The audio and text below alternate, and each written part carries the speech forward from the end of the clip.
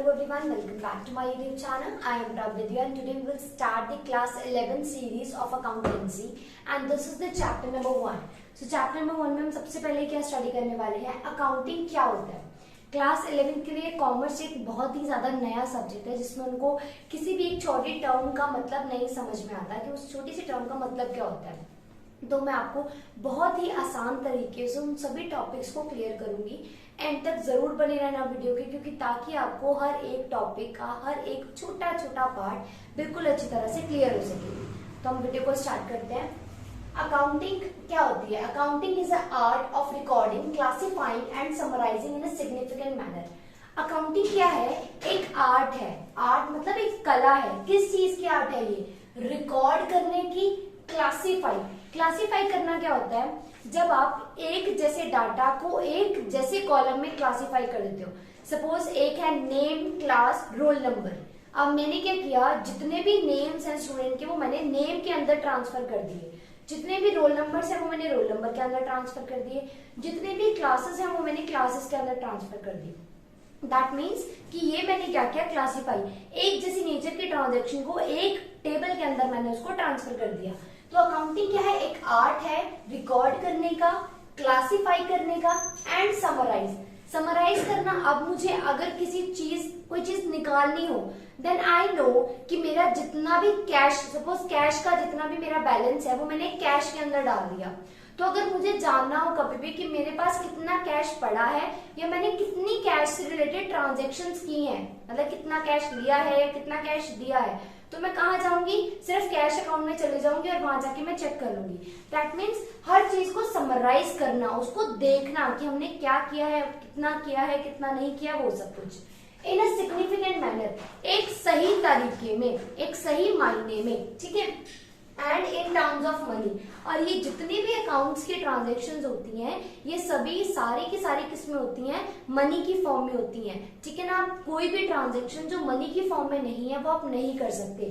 That means accounting एक art है record करने का, क्लासिफाई करने का, समराइज करने का एक सिग्निफिकेंट मैनर में इन टर्म्स ऑफ मनी। सिर्फ मनी की फॉर्म में ही रिकॉर्ड करना है। किसको?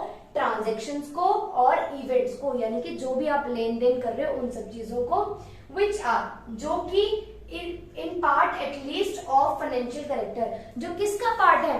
फाइनेंशियल कैरेक्टर का पार्ट है। सपोज मैंने बोला कि मैंने वंश एंड कंपनी से मैंने क्या किया, 100 टेबल्स मैंने परचेज कर लिए। और जो मेरे 100 टेबल्स थे वो मैंने कितने के परचेज करे? सपोज मेरा जो 100 चेयर्स क्या की मैंने परचेज करी, और सपोज जो एक चेयर थी वो मेरी 10,000 की थी।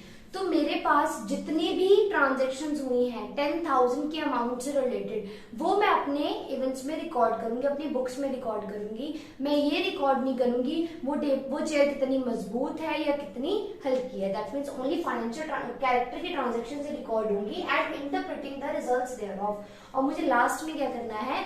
रिजल्ट्स को इंटरप्रेट करना है। सपोज अगर मैं कोई बिजनेस कर रही हूँ, अगर मैं कोई बिजनेस करती हूँ तो मुझे मैं उस बिजनेस को कर क्यों रही हूँ? From the motive of profit. अगर मुझे प्रॉफिट होगा तभी मैं बिजनेस को कैरी ऑन करूंगी।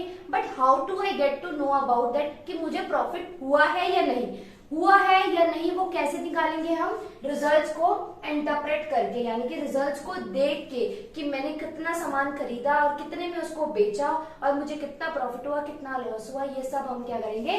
इंटरप्रेट करेंगे at the end of the financial year, ठीक है ना। यहाँ पे मैं आपको एक और चीज बताती हूँ, जो हमारा फाइनेंशियल ईयर है वो स्टार्ट होता है फ्रॉम 1 अप्रैल टू 31 मार्च। ये हमारा फाइनेंशियल ईयर होता है अकाउंट्स में। अगर यहाँ पे क्वेश्चन इन फ्यूचर आपके पास जो क्वेश्चंस आएंगे, अगर वहां पे बात की जाती है कैलेंडर ईयर की, कौन सा ईयर? कैलेंडर ईयर की अगर बात की जाती है तो जो आपका कैलेंडर ईयर होता है वो होता है स्टार्ट फ्रॉम 1 जैन टू 31 दिसंबर, ठीक है ना। ऐसे आपको कैलकुलेट करना है। Now come to the characteristics of accounting. Accounting का पहला कैरेक्टरिस्टिक्स क्या है? Accounting is an art as well as science.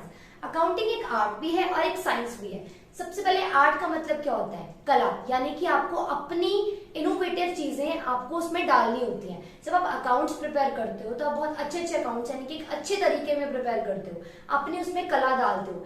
That means accounting एक आर्ट भी है as well as science. Science कैसी है, जो साइंस होती है, साइंस में हमारे लगते हैं रूल्स यानी कि प्रिंसिपल्स। हमारे अकाउंटिंग में भी प्रिंसिपल्स होते हैं। That's why we can say that accounting is an art as well as science. Next is recording of financial transactions only. इसमें सिर्फ और सिर्फ फाइनेंशियल ट्रांजैक्शंस रिकॉर्ड होते हैं, जैसे कि मैंने अभी आपको ऊपर बताया, सिर्फ और सिर्फ फाइनेंशियल कैरेक्टरिस्टिक्स को ही रिकॉर्ड करोगे। उसकी क्वालिटी कैसी है चेयर की, कितनी हल्की है, कितनी भारी है, आप वो रिकॉर्ड नहीं करोगे। ठीक है। Recording in terms of money, आप सिर्फ और सिर्फ मनी में ही रिकॉर्ड करोगे। आप ये नहीं लिखोगे मैंने इतना लीटर इसको खरीदा, इतने में इसको लीटर बेच दिया मैंने। नो, मैंने इतने में उसको खरीदा यानी कि मैंने 10,000 में खरीदा और मैंने बेच कितने में दिया, 20,000 में। आपने वो अमाउंट रिकॉर्ड करनी है, आपने वो यूनिट्स रिकॉर्ड नहीं करनी है कि मैंने इतने लीटर खरीदा या इतने लीटर बेचा। ठीक है। Next is classifying. जैसे मैंने अभी आपको पहले बताया, एक नेचर की ट्रांजैक्शंस एक नेचर के टेबल के अंदर डाल दो। दैट मींस उसको क्लासिफाई कर दो। कैश वाली कैश में, बैंक वाली बैंक में, परचेज वाली परचेज में, सेल वाली सेल में डाल दो। समराइज, अब आपने डाल तो दिया, अब आपको उसको समराइज करना है, आपको उसको देखना है। ठीक है ना, कि आपने एक वाली ट्रांजेक्शन एक में डाले, आपको उनको पूरी तरह चेक करना है। इंटरप्रेट द रिजल्ट्स, आपको उसमें से अगर आपका प्रॉफिट में आता है तो दैट मीन्स आपने जितने में खरीदा उससे ज्यादा में बेच दिया। आपको यहाँ पे ये चेक करना है कि आपको प्रॉफिट हुआ या फिर लॉस हुआ। Next, communicate. अब कम्युनिकेट किसको करना है, बिजनेस में। सपोज अगर मेरा कोई बिजनेस है, मेरे बिजनेस में जितने भी ऑनर्स हैं यानी कि शेयर होल्डर्स हैं, मेरे जितने भी सप्लायर्स हैं जो मुझे रॉ मटेरियल देखते हैं, क्रेडिटर्स हैं, मेरे कस्टमर्स हैं, सबको इस इंफॉर्मेशन की जरूरत होती है। इवन गवर्नमेंट को भी इस इंफॉर्मेशन की जरूरत होती है। सपोज अगर मुझे किसी कंपनी में इन्वेस्ट करना है तो मैं कैसे इन्वेस्ट करूंगी, उस कंपनी की बैलेंस शीट देख के। बैलेंस शीट कहाँ प्रिपेयर होती है, इंटरप्रिटेशन में। कहाँ प्रिपेयर होती है, इंटरप्रिटेशन में। और वो बैलेंस शीट जब हम देते हैं, किसको देते हैं, इंटरेस्टेड पार्टीज को। जो मेरे बिजनेस में इंटरेस्टेड है, मैं उनको वो बैलेंस शीट यानी कि जो भी मेरे रिजल्ट्स हैं वो मैं उनको देती हूँ। और इसको हम क्या बोलते हैं, कम्युनिकेट करना, अपनी बात दूसरे को बताना यानी कि कम्युनिकेशन करना। यहाँ पे हम कौन सी बात बता रहे हैं, अपने रिजल्ट्स बता रहे हैं, हमारी कंपनी के रिजल्ट्स बता रहे हैं। That's all about today's topic. Next video में मैं एक नया टॉपिक आपको बताऊंगी। अगर आपको वीडियो अच्छी लगती है then hit the like button and don't forget to subscribe my channel guys. And एक चीज और आपने ध्यान रखनी है, जितनी भी मेरी ये सीरीज चलेगी उसकी मैं प्लेलिस्ट जनरेट कर दूंगी, आप वहां जाके वीडियो को देख सकते हो ताकि आपको कोई प्रॉब्लम ना हो। वीडियो देखते हुए आपका नेक्स्ट पार्ट आपके नीचे आता रहे। एंड अगर आपको कोई भी डाउट आता है तो आप मुझे कॉमेंट कर सकते हो। अगर आपको कोई क्वेरी आती है, पर्सनल क्वेरी आती है रिलेटेड टू एनी टॉपिक और एनी क्वेश्चन, तो आप मुझे इंस्टाग्राम पे डीएम कर सकते हो। इंस्टाग्राम अकाउंट का लिंक मैंने डिस्क्रिप्शन बॉक्स में प्रोवाइड कर दिया, आप वहां जाके मुझे फॉलो भी कर सकते हो। फ्री ऑफ कॉस्ट आप वहां से नोट्स भी ले सकते हो। Don't forget to subscribe and share करो as much as you can, ताकि आप ये जो फ्रेंड्स हैं उनको भी इस टॉपिक को अच्छी तरह क्लैरिफाई हो जाए। That's all about it. Thank you.